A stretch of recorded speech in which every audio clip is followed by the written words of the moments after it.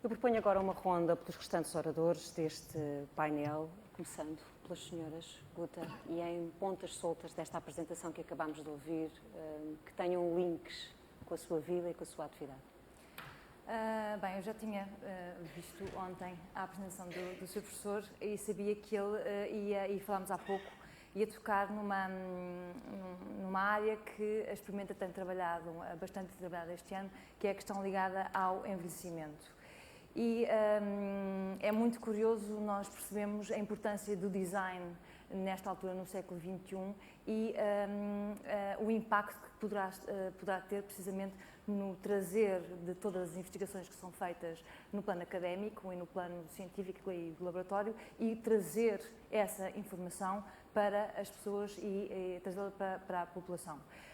Nós tivemos este ano um projeto que fizemos em colaboração com a Fundação Carlos Gulbenkian e com o RSA em Londres, chamado Action for Age, que foi precisamente um projeto pioneiro que juntou estudantes ingleses e estudantes portugueses sobre a temática do envelhecimento e sobre como combater, como é que nós podemos utilizar o know-how, a expertise que os designers têm para combater algumas das questões que são absolutamente dramáticas na área da terceira idade. Ou seja, o professor falava há pouco, nós falávamos há pouco sobre uma operação que o professor tinha feito ontem a uma senhora de 84 anos, e falávamos sobre as questões do isolamento, sobre as questões da solidão, sobre como essa faixa, como nós deixamos que essa faixa da nossa população se isolasse de toda a nossa sociedade e ficasse completamente desamparada. Nesse sentido, o design tem uma série de hipóteses para agir de uma forma com grande impacto nestas questões, essencialmente porque não se trata mais, o design não é mais neste momento algo que produz só objetos ou que produz sistemas de comunicação, mas sim produz serviços, pensa em sistemas, pensa em questões relacionadas com redes sociais, com comunicação. Portanto, há toda uma série de ferramentas que os designers têm neste momento que lhes permitem agir enquanto operadores de ligação entre aqueles que estudam e que investigam, sejam eles na área das novas tecnologias ou na área da ciência, e toda a restante população. Portanto, aquilo que o Sr. Professor dizia e que nos mostrou, que é o impacto que estas novas tecnologias têm tido na área da ciência, e muito especificamente na área da neurologia, nós também, do lado do design, o sentimos, e sentimos com esta responsabilidade de que seremos nós os grandes descodificadores e aqueles que vão formatar essas novas descobertas para trazer junto às pessoas. Tem sido muito essa a temática do trabalho. Eu não diria que esta é uma noção ainda muito divulgada do design. Temos ainda uma ideia muito agarrada à produção dos objetos e outros, uma ideia muito vinda do século XX, mas estamos efetivamente no século XXI e este é um momento de alteração de paradigma, em que os designers terão um papel muito importante, como eu diria um misto entre elemento catalisador, um elemento que também ele próprio traz mais informação, mas essencialmente o elemento que faz a ligação entre quem consome e quem produz e quem pensa e quem cria. E com uma grande mais-valia, no meu entender, que é o design é uma disciplina human-centered, é uma disciplina humanista, é uma disciplina que é focada nas pessoas. Pensa, acima de tudo, o que é que as pessoas precisam. E o que é que as pessoas, no seu sentido mais global, mais abrangente, portanto, emocional, espiritual, ético, sociológico, de relacionamento, não é só tecnológico. Portanto, faz esse olhar abrangente sobre o homem e é a partir desse olhar que gera soluções e produtos que vão de encontro às pessoas.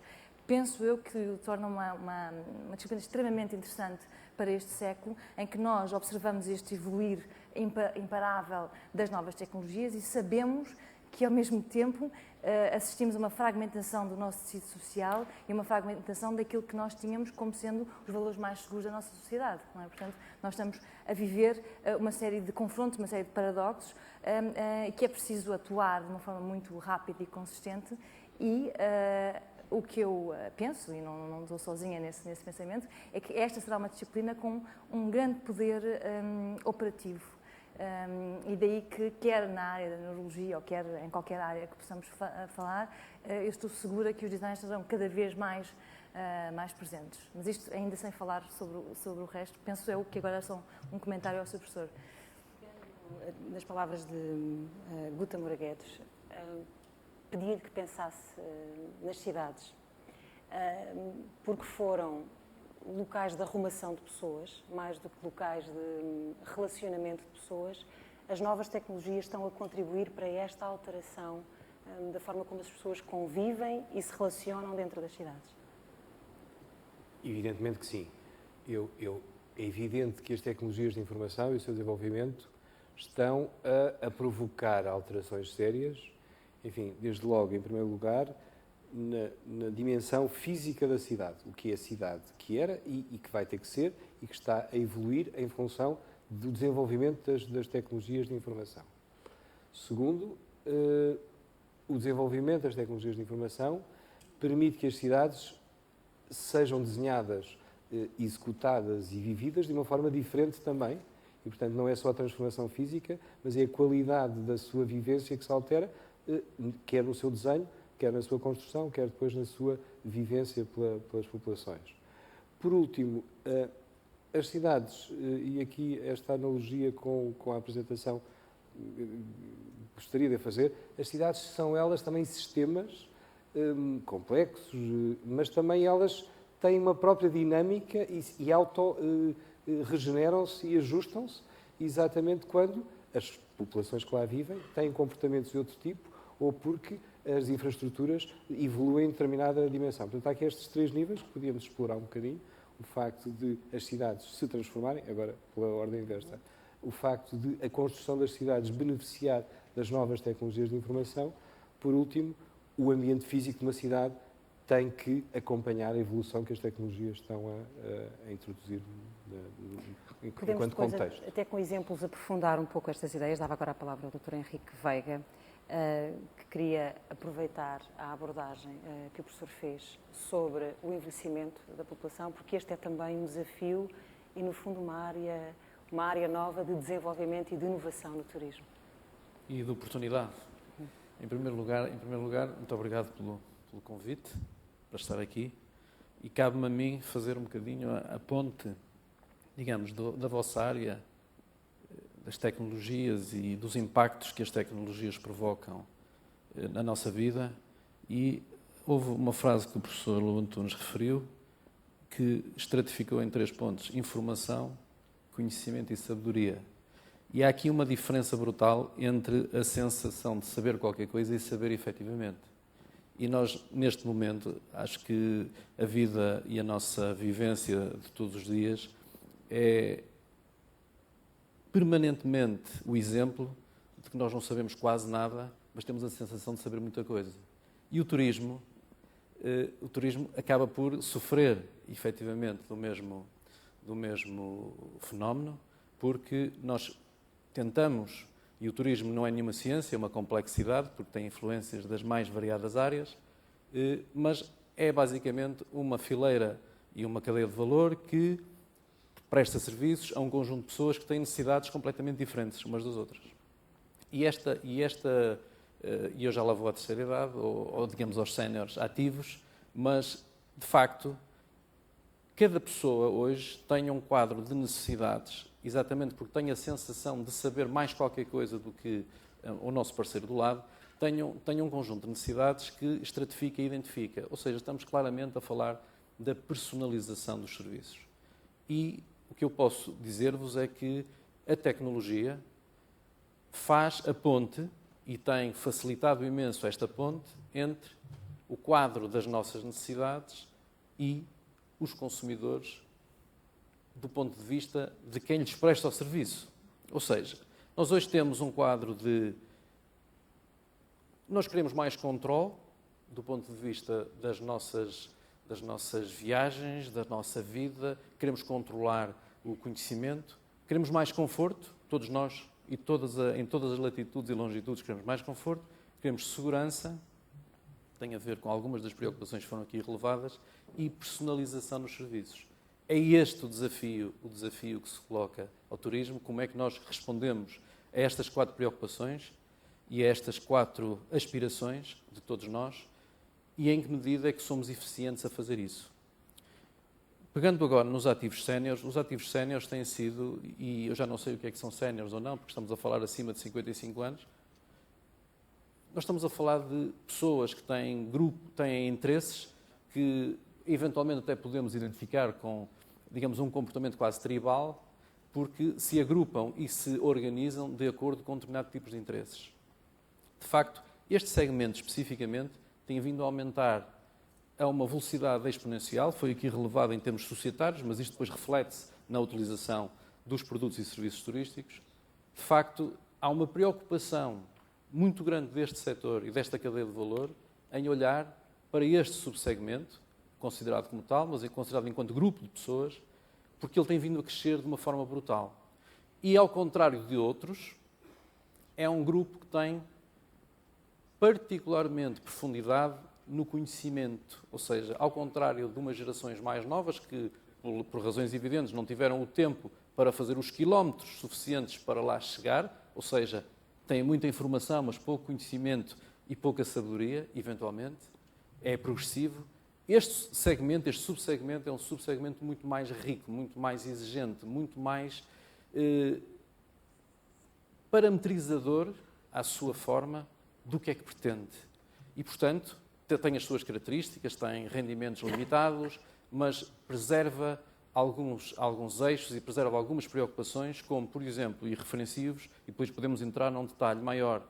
A saúde é claramente, e faz novamente a ponte com a apresentação, a saúde é uma das principais preocupações deste subsegmento, não apenas nas condições de viagem, mas nas condições de estadia, a segurança e, obrigatoriamente, o lazer, porque o lazer também é diferente neste subsegmento. Portanto, a minha ponte entre a apresentação e este primeiro comentário ficaria por aqui. No fundo, tem uma pedra de toque com um momento da sua apresentação em que explicava que as pessoas estão muito mais inteligentes, muito mais exigentes, muito mais informadas. Considera que a tecnologia e as novas tecnologias têm contribuído para uma melhor política de saúde pessoal? Sim, indiscutivelmente que sim, sob vários pontos de vista. A minha dificuldade hoje em dia é tentar conter aquilo que se pode chamar a sedução tecnológica. Ou seja, há uma expressão americana, em português não é equivalente, mas quando se tem um martelo tudo parece um prego. E, portanto, isso é a grande dificuldade. Essa sedução pela tecnologia é muito mais presente na geração que me seguiu. E, portanto, a minha função é muitas vezes pouco simpática, que é um certo cepticismo em relação àquilo que constitui um avanço substantivo, um progresso. Porque inovação pode não se traduzir necessariamente em progresso. E esta distinção é importante. Isto em áreas particulares, por exemplo, na cirurgia da coluna, para vos dar um exemplo. Há um outro conforto, aí a conquista, por exemplo, tudo o que se refere à monitorização. Então o avanço foi decisivo. Introduziu segurança a área em que talvez não saibam, mas onde é que nasceu a segurança em medicina? A segurança em medicina nasceu na sequência do progresso na aviação. Quer dizer, quando se criaram os primeiros aviões postais nos Estados Unidos, em 1918 até 1921, caíram todos. Ao fim de pouco tempo estavam todos no chão. E foi, de facto, na aviação que se introduziu os critérios de segurança, que depois foi pegado pelos anestesistas, porque são os homens da monitorização. Aí, de facto, nós hoje em dia temos uma outra confiança. Isto foi um progresso extraordinário. Do conhecimento, ou seja, da possibilidade de... Eu vou-vos dar um exemplo. Temos lá um médico que é um especialista na medicina baseada em evidência, que está sempre à procura da literatura, a rever a literatura, etc. E estávamos numa reunião a avaliar projetos de investigação. E houve um senhor que tinha um projeto de comparar tecnologias no diagnóstico do cancro do cólon e queria fazer comparação da TAC virtual, o virtual é interessante como termo, da endoscopia, tudo matéria que é acessível a esta audiência. E eu disse, eu já vi isto em qualquer sítio, isto já foi feito. E eu disse assim, veja lá aí no seu telefone, computador de bolso, o que é isso? Em 30 segundos tínhamos a resposta. De facto, já tinha sido publicado no artigo tal, no artigo coisa, etc. Portanto, estão a ver a vantagem desta informação acessível. Por outro lado, programas que têm sido introduzidos para resolver dúvidas instantâneas na clínica, ou seja, o doente em frente, só um minuto que eu vou ver, tem sido um insucesso muito grande. Não são práticos. Não são práticos. E aí, nós continuamos a confiar em uma função que não é confiável, que é a memória. E a memória não é confiável. E a memória não é confiável porque não é confiável na cabine de um avião. Por isso é que há o checklist. Porque se a memória fosse infalível, não eram precisos checklists. E, portanto, quer dizer, isto não deu. Os electronic records, que é uma coisa que é importante também como avanço, não foi ainda decisivo, e há um artigo recente em análise nos Estados Unidos, mas pode ter um papel fundamental para uma coisa tão simples como sejam os erros terapêuticos. Ou seja, o doente entra lá as doenças, as comorbilidades, as medicações que está a fazer. E, portanto, se nós receitarmos um medicamento X, há as alergias, por exemplo, pode aparecer um flag, uma luz vermelha a piscar e dizer não pode dar esse medicamento interfere com o outro medicamento que está a tomar ou o doente é alérgico a isto. Portanto, em termos de segurança numa profissão, e porquê é que eu digo que é complexo e arriscado? Eu estou a falar da medicina em geral, porque reparem quando não havia nada para receitar, aquilo que se receitava era completamente indefensivo. Agora não, agora são quimioterapias pesadíssimas, estão a ver. Portanto, a segurança que as tecnologias introduziram na prática médica foi, nesse ponto de vista, fabuloso. Implicando alguma perda de intuição ou não? Como? Implicando alguma perda de intuição por parte dos médicos, só para tentarmos entender fenómenos, por exemplo, porque é que gostamos do Dr. House, por exemplo? A intuição, nós somos melhores que o Dr. House. Ele é que julga que não. Não, a intuição, havia o Fernando Gil, que era o filósofo português, que morreu há que era certamente foi o melhor filósofo português do século XX, dizia a intuição é a porção maldita da inteligibilidade. Ou seja, o que é a intuição? A intuição, basicamente, é a experiência sedimentada, interiorizada e depois evocada naturalmente. Nada é intuitivo. Corresponde a uma experiência que é metabolizada e incorporada. Portanto, o faro clínico, o olho clínico, é uma mentira. O que há muita experiência. Ou quando o Dr. Salazar esteve doente, o governo português entendeu que era bom mandar vir um americano. Coisa que a CIA aplaudiu. E a CIA voluntariou que viesse cá um americano, porque interessava ao governo americano saber o estado do Dr. Salazar. Era fundamental. E eu sei isto é verdade, porque a pessoa que veio cá, o Dr. Houston Merritt, que depois foi o meu protetor nos Estados Unidos, porque é que ele era o melhor neurologista americano? Porque nunca perdia a oportunidade de ver mais um doente. Isso é que é a experiência. Portanto, o olho clínico e o faro clínico é a experiência, dita de outra maneira. Voltamos ao design, Guta Moura Guedes, porque queria, neste painel, falar sobre design thinking. Eu queria um pouco responder ao repto que o Diogo e que este congresso lança sobre a questão do turning point e do o que é que isso significa para nós enquanto sociedade e qual é o papel que o design pode ter. Aí foi um pouco sobre isso que eu pensei.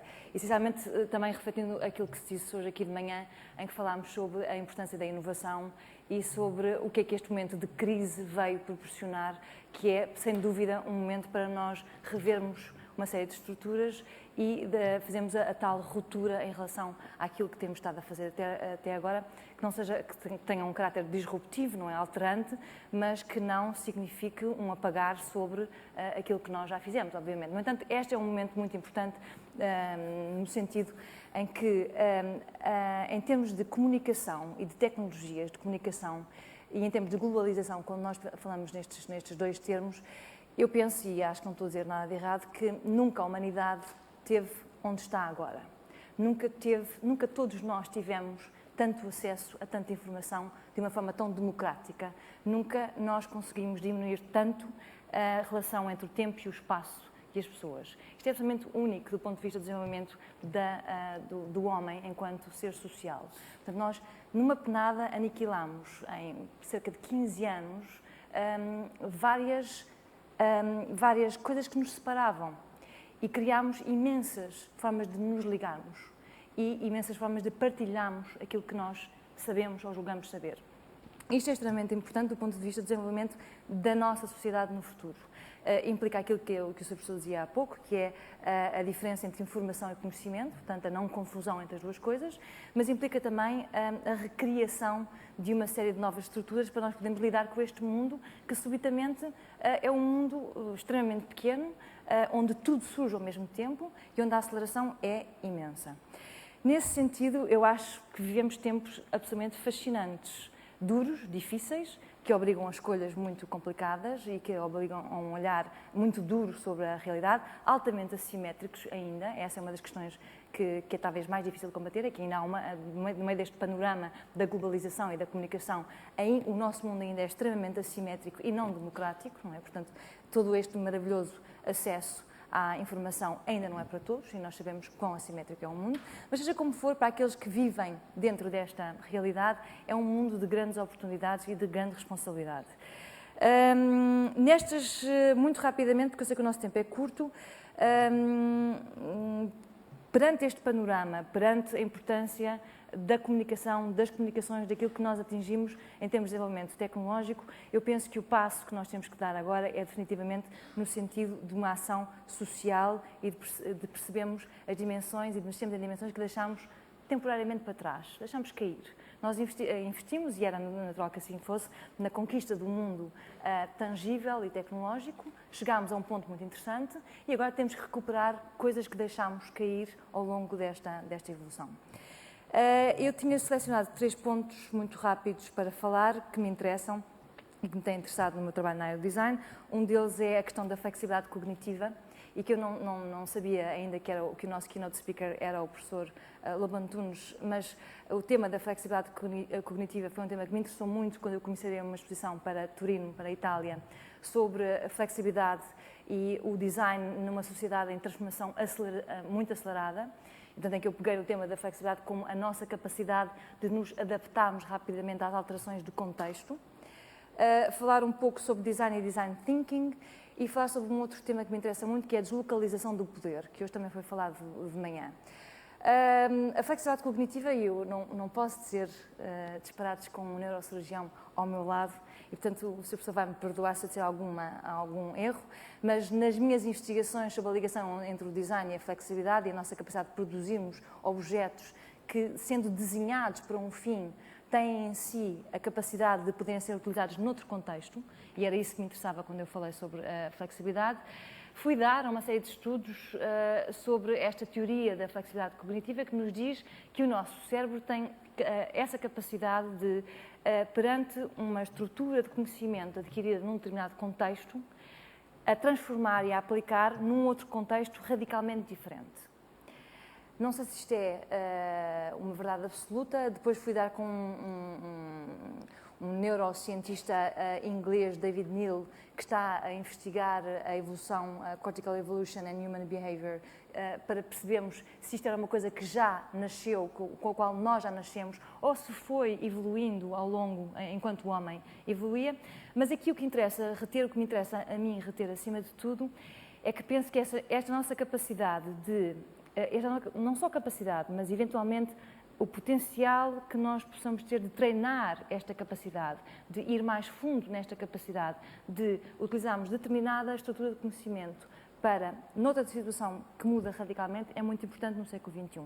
Nós vivemos esta aceleração enorme, esta contaminação de informação que, vinda do outro lado do mundo, interfere no nosso cotidiano, e é-nos pedido a todos nós, todos os dias, a uma velocidade extraordinária, que alteremos praticamente tudo.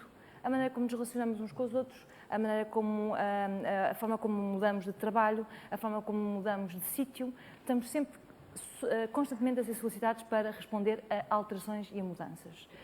Isto é esta capacidade que o nosso cérebro tem, aparentemente, é algo que me interessa muito e algo que interessa muito aos designers perceber em que medida é que ela pode ser utilizada no campo do design, mas pode ser utilizada de uma forma muito mais transversal, sem ser só no campo do design.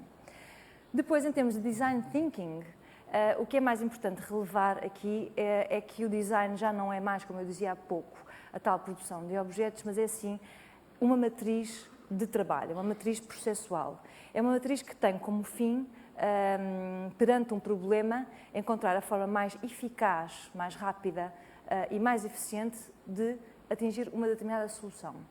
Esta matriz de trabalho, e como eu dizia há pouco, que é uma matriz extremamente, que equaciona vetores extremamente abrangentes, desde a economia, ergonomia, funcionalidade, estética, ética, emoção, tudo isso, os designers são treinados para ter este olhar global, é uma matriz de trabalho, é uma ferramenta que nós defendemos, eu defendo, pelo menos, e há pouco falava com a Anne, que amanhã participa num painel aqui também, defendemos que é algo, e com o John Cao há pouco também, que é algo que não é uma ferramenta que deve ficar só na mão dos designers, mas que é algo que pode ser passado para toda a gente. Ou seja, é uma ferramenta que qualquer pessoa, seja ele, faça ela o que fizer, seja uma jornalista, seja um neurocirurgião, seja um autarca, um político, um businessman, pode utilizar no seu dia-a-dia. Há pouco, quando a Ana falava na forma como compõe agora as suas peças jornalísticas, isso é um ato de design, a decisão entre colocar primeiro aquela imagem ou depois aquele som, ou toda essa movimentação entre os vários elementos para chegar a um objetivo que é comunicar melhor a sua ideia ao seu público, isso é aquilo que os designers sabem fazer e fazem. E aquilo que nós, tendencialmente, queremos é que essa capacidade seja algo que não está só nas mãos de uma classe profissional, de uma elite, mas sim que seja ensinada. Porque também penso que uma das grandes responsabilidades, e agora falando na parte da deslocalização do poder, uma das grandes responsabilidades do século XXI vai ser precisamente não a passagem da informação, mas a passagem do como é que se fazem as coisas. Ou seja, o poder já não está mais centrado naqueles que antes dominavam o mundo porque sabiam como se fazia, mas sim passar essa informação para todos. Quando nós pensamos nos países que têm gravíssimos problemas na área da saúde, sociais, penso que a nossa ajuda deve ser não no sentido de lhes enviar objetos finais que vão ajudar a ter uma vida melhor, mas sim como é que eles podem, eles próprios, criar as suas soluções para resolver esses problemas. E isso implica uma decisão que custa a muita gente, não é? Que é a perda do poder onde ele estava, centrado nos governos, centrado nos grandes centros de decisão, a passagem do poder para o indivíduo, a centralização no indivíduo e o aproveitamento daquilo que cada um de nós tem enquanto único. E, portanto, há uma deslocalização aqui que me interessa muitíssimo. Nesse turning point que nós falámos hoje de manhã, todos nós passamos a ter um papel fundamental. E, para que esse papel fundamental possa ter lugar, a comunicação entre nós e os veículos que nós utilizamos, as plataformas de difusão de contaminação, são absolutamente essenciais. Há pouco perguntavam-me se eu utilizo as tecnologias. É claro que utilizo. Utilizo enormemente a todos os momentos do meu dia e utilizo quando trabalho, utilizo em casa, utilizo telemóveis, telefones. A passagem de informação constante em que eu estou imersa faz parte desta ideia de transmissão não só de conhecimento, mas desta ideia de criação de redes e desta ideia de descentralização cada vez maior do conhecimento e do poder, consequentemente. Este turning point está, por isso, não na mão de alguns, mas na mão do mundo. E é óbvio que isto não acontece sem, eu vou terminar já, não acontece sem que todos nós façamos por isso. Por isso, não é nada que fique centrado nem no design, nas novas tecnologias da comunicação, mas é algo que nos vai obrigar a todos a repensar a forma como nós trabalhamos e como nós comunicamos e como nós nos desenvolvemos enquanto seres humanos. Eu volto a passar desta visão estética da vida, mas funcional, para as cidades, porque me transporta diretamente para este tema e para lhe perguntar de que forma é que as novas cidades, cidades criativas, cidades em progresso e cidades em mudança, beneficiam dos desenvolvimentos tecnológicos que estão à disposição neste momento? Eu não posso deixar de fazer a ponte com o que disse a Guta, porque e dizendo, em primeiro lugar, que estou absolutamente de acordo, se onde ela tinha designers, nós dissermos urbanistas, temos claramente um discurso perfeitamente possível. Portanto, quando se fala da flexibilidade ou agora do urban thinking, o que seria, ou da deslocalização do poder, isto são conceitos absolutamente transversais, é uma sistematização, mas para simplificação da audiência e do tempo que também vai correndo, acho que por aí conseguimos claramente aplicar agora às cidades através dessa grelha. Vamos lá ver. Nós assistimos o ano passado, ou em 2007, ou em 2008, algo por aí, à mudança importante que é mais de 50% da população mundial vive nas cidades. E, portanto, é um passo importante porque esse deu-se e é irreversível. Não voltaremos nunca a ruralizar o planeta. Há esta tendência de urbanização crescente. É também um dado que eu acho importante transmitir e fixarmos todos, que as cidades ganham progressivamente mais importância do que os próprios países. Não sei daqui a quanto tempo, mas daqui a 10 ou 20 anos falaremos de cidades a competir entre si, já hoje assim acontece, e muito menos de países, porque são as cidades os polos de desenvolvimento económico, social, ambiental, o que for, e, portanto, elas ganham uma importância que muitas vezes sobrepassa e ultrapassa a dimensão e a questão do país. E aqui faço a ponto para a questão que a Guta também levantou, da questão social e da questão de termos que ultrapassar a dimensão estrita da disciplina da tecnologia para as outras. E, portanto, acho que o turning point disto passa, nas cidades, também por deixar de ler a atividade da tecnologia e das tecnologias da informação em particular como uma disciplina estrita, mas e uma visão mais holística, dar-lhe uma dimensão criativa e de outras dimensões na abordagem da atividade que ali está. E, portanto, deixamos de falar de cidades com desenvolvimento tecnológico, com infraestruturas atuais e desenvolvidas, mas cidades que são capazes de, atrair pessoas e talentos para trabalhar nessas indústrias, 2, cidades que têm essas infraestruturas humanizadas, 3, cidades que atraem e tornam dinâmicas e fáceis e agradáveis e atraentes as cidades. São esses ambientes que são os ambientes mais propícios ao desenvolvimento da tecnologia, mas a tecnologia vai deixar de ser só tecnologia, vai ser tecnologia e cultura, e vamos ter que ter aqui uma leitura muito mais abrangente do que é a vida numa cidade agradável, a cidade a tal que passa a competir com outras e que por vezes tem uma capacidade de ser muito mais determinante no futuro do que o próprio país de que faz parte.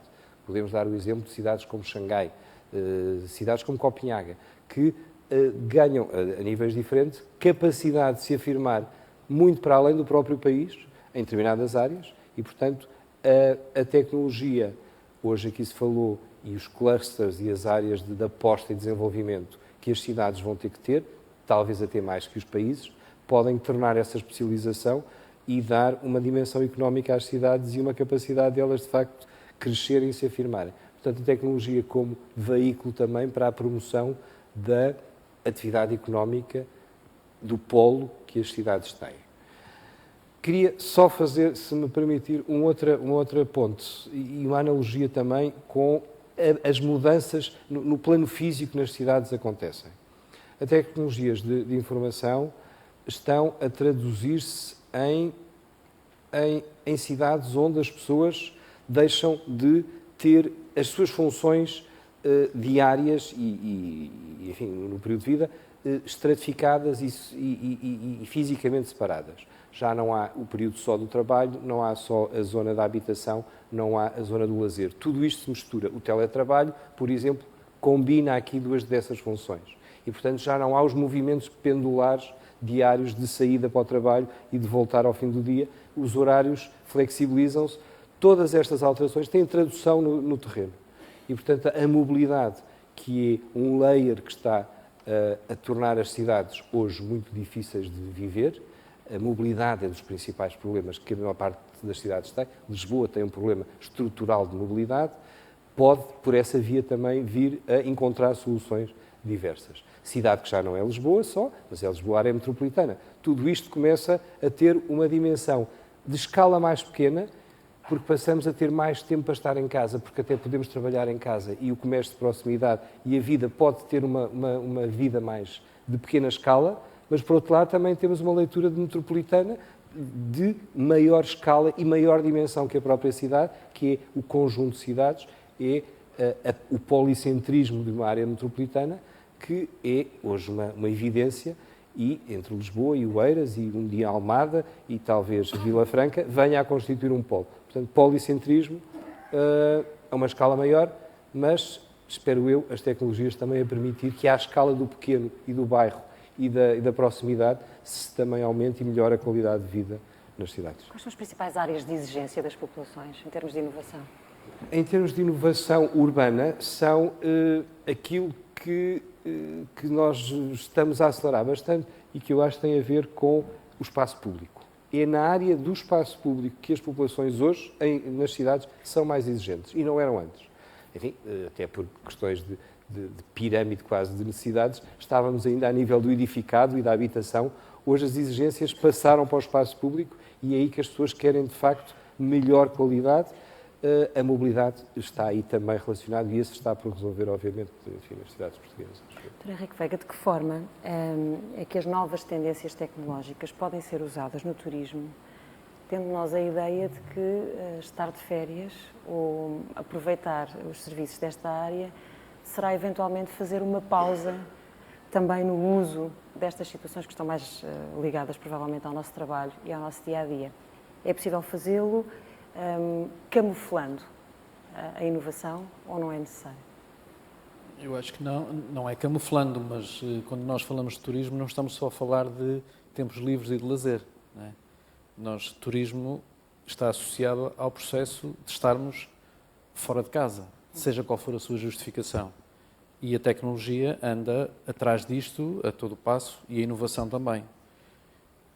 Eu diria que nesse contexto, e tocando ou repegando algumas das ideias iniciais, em termos de inovação, nós hoje diria que estamos perante 2 ou 3 desafios fundamentais, que depois se declinam, e eu gostaria só no fim de vos dar o ponto de vista das empresas, porque o turismo é uma área de grandes investimentos estruturais.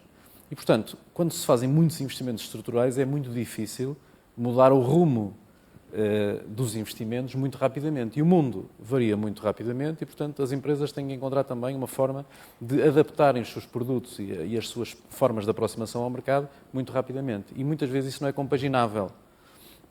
E, portanto, quais são os grandes desafios que nós temos aqui hoje em termos operacionais e de grandes decisões?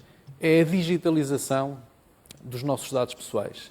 Essa questão é uma questão importantíssima, é muito sensível, mas é a digitalização massificada destes dados que permite a todos vós, por exemplo, nas telecomunicações, usarem estas massas de dados, qualificando-as e trabalhando-as de uma forma personalizada. E esta é uma questão importante. A digitalização massiva dos nossos dados, dos nossos hábitos, também se coloca ao turismo, mas coloca-se, digamos, em todas as áreas de negócio.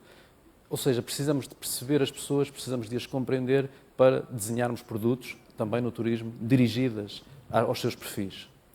E, portanto, esse é um desafio muito grande. Depois temos, digamos, a integração de informação, porque cada um de nós, nas suas áreas, vai digitalizando massivamente esta informação, mas depois há um momento em que isto começa a integrar tudo. E ao integrar tudo, digamos, a visão é efetivamente de Big Brother. E nós podemos ver, por exemplo, e olhando para o turismo especificamente, quando olhamos para os sistemas de informação, de integração de aeroportos com companhias de aviação, percebemos que só a integração destes 2 tipos de subsistemas provocarão uma melhoria significativa na eficácia nas deslocações das pessoas. Isto depois tem vantagens e tem desvantagens. Em cima desta digitalização massiva dos dados e na integração de subsistemas, temos um outro elemento, E esse tem a ver com a informação em tempo real. A informação em tempo, a disponibilização e o tratamento desta informação dada às pessoas, digamos, online. Nós temos já alguns exemplos a correr, que vocês todos conhecem, que nós todos utilizamos, que é a meteorologia no telemóvel, que é o horário do avião, se o avião está atrasado, se não está. Estou a utilizar exemplos da cadeia de valor do turismo, saber se o avião está atrasado ou não. Mas todos nós gostaríamos, e isto lá está o conforto e o controle que gostamos de ter das nossas vidas, nós, se chegarmos a um aeroporto e perdemos um avião que estava previsto apanharmos, gostaríamos que imediatamente o subsistema do nosso trajeto, da informação do nosso trajeto, compatibilizado com o subsistema da informação dos aviões, nos pudesse fazer o rescalonamento da nossa reserva imediatamente para o avião seguinte com o check-in feito. Nós gostaríamos disso. Gostaríamos, por exemplo, de um trajeto de ponto a ponto que, se uma criança viaja desacompanhada, que os pais pudessem estar permanentemente em contacto com ela, por exemplo, ou pelo menos saber se está tudo ok. Isso significa disponibilidade de comunicações em terra, no ar, 24 horas sobre 7 dias. Portanto, há aqui um fenómeno de integração de informação que tem vantagens e desvantagens e que depois tem, digamos, a sua declinação final no que são as redes sociais do mais variado tipo, umas por interesse, outras por vocação. O turismo abordava antigamente os grupos de visitantes e os seus grupos de utilizadores com uma lógica muito do seu perfil ou profissional ou etário, e nós hoje percebemos que toda essa classificação e toda essa estratificação não tem mais sentido, porque nós vemos grupos de interesse, quase, como eu disse há pouco, tribais, com uma complexidade brutal etária, de estratificação social, etc. E, portanto, os próprios agentes que trabalham nesta área, e para vos fazer a ponte para as empresas, estão confusos. Estão muito confusos. O esforço que as empresas hoje têm que fazer para se colocarem no trackline, para saber como é que agem no dia-a-dia, como é que lançam as suas campanhas de comunicação, as suas campanhas comerciais, as suas campanhas de marketing, as empresas estão confusas e estão todas a procurar o seu norte, umas vão mais rápido, outras vão menos rápido, mas estão confusas, como estamos todos, digamos, no nosso dia-a-dia. O turismo não anda longe disto e tem as suas ferramentas e tem, digamos, a sua complexidade, mas há aqui um alinhar de ideias que se vai sedimentando com um elemento muito presente, que é, hoje tudo é dirigido às pessoas e não mais a intermediários, não mais a agentes que acham, lá está a sensação de saber, que acham que sabem o que se passa, mas quem sabe efetivamente são as pessoas individualmente. E este é o desafio que nós estamos a viver neste setor, com mais sucesso ou com menos sucesso. Se adicionarmos em cima disto uma crise económica, vemos qual é a complexidade. Bom, a complexidade neste momento, pelo menos a minha, é que esgotámos o tempo. Se fosse na edição da noite já tinha caído o intervalo e a publicidade, que significaria um mail amanhã pouco simpático. Agradeço a presença de todos, que a tecnologia seja então um instrumento de qualidade, de inovação, de ciência, de conhecimento e já agora esteticamente interessante. Obrigada a todos. Boa tarde.